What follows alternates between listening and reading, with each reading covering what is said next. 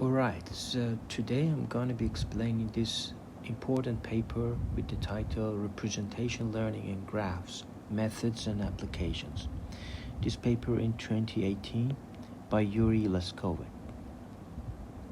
So machine learning on graphs is an important and ubiquitous task with applications ranging from drug design to friendship recommendations. The primary challenge is finding a way to represent or encode graph structure so that it can be easily exploited by machine learning models. Traditionally, machine learning approaches relied on user-defined heuristics to extract features encoding structural information about a graph, for example, degree statistics or kernel functions. However, recent years have been a surge in approaches that automatically learn to encode graph structure into low-dimensional embedding using technique based on deep learning and nonlinear dimensionality reduction. Here we provide a conceptual review of key advancements, including matrix factorization-based methods, random walk-based methods, and graph neural network. You see two different views of character-character interaction graphs,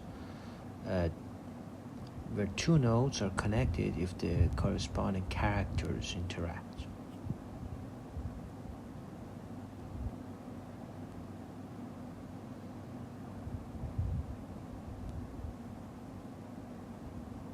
So we have an encoder and a decoder, which decodes structural information about graph from the learned embedding. So this is an overview of encoder-decoder approach. First, the encoder maps the node to a low-dimensional vector z sub I here, based on node's position in the graph, its local neighborhood structure, and its attributes. Next, the decoder extracts user-specified information from the low-dimensional embedding. This might be information about VI's local graph neighborhood. So we have encoder and the decoder. Now we get a reconstruction of the similarity between the two nodes in the original graph, and the goal is to optimize encoder and decoder mapping to minimize the error.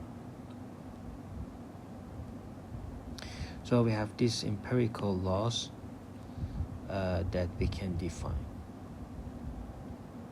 So this loss measures the discrepancy between the decoded similarity values and the true values. Because your true values, you can set it as just the A of ij.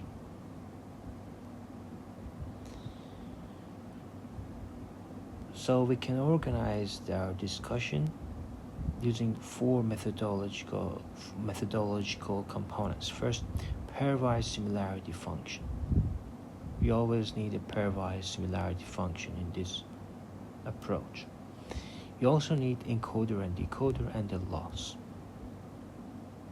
So based on this, you can see different papers that they have different decoder implementation, different similarity measure.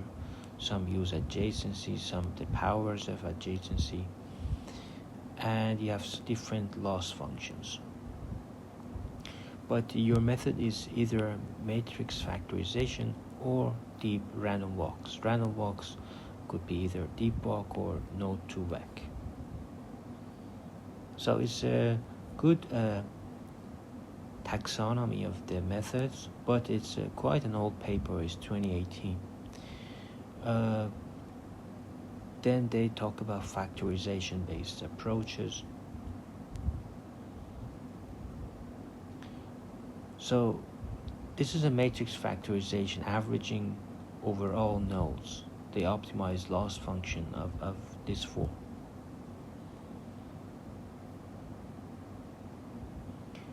But many recent successful methods also belong to a class of shallow embedding approach, learn the node embedding based on random walk statistics.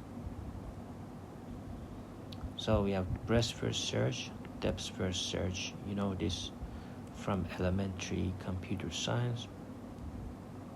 Then they say how deep walk and node to walk can have different decoders.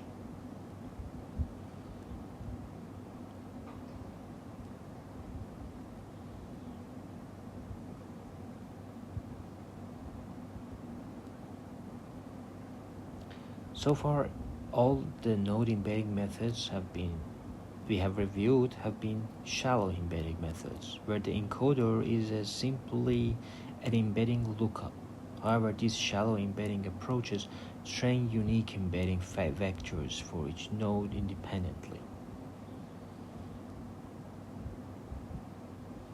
So this compresses S sub I to low-dimensional embedding Z sub I.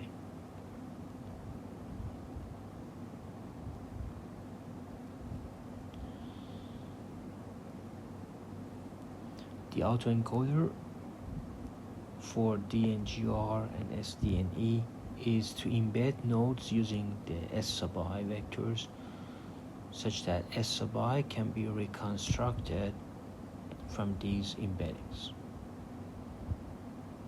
And we have this loss for that.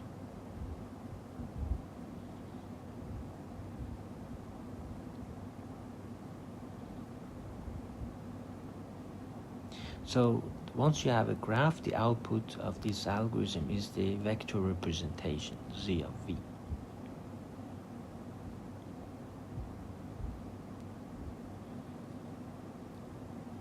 So they see how graph sage and Node2Vec and deep walk, all of them are related to each other in a simple unified framework like this.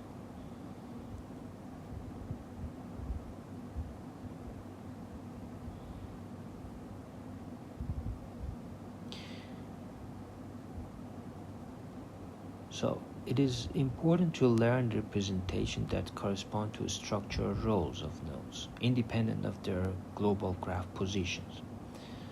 The Node2Vec approach offers one solution.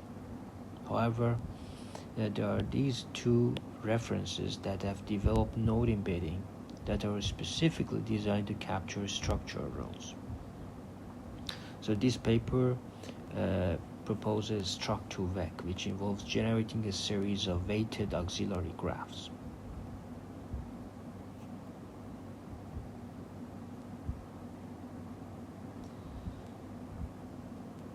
So important problems in any paper is scalability. How do you decode higher order motifs? These are challenges. Modeling temporal graph, modeling dynamic graphs. Reasoning about large set of candidate subgraphs, improving interpretability,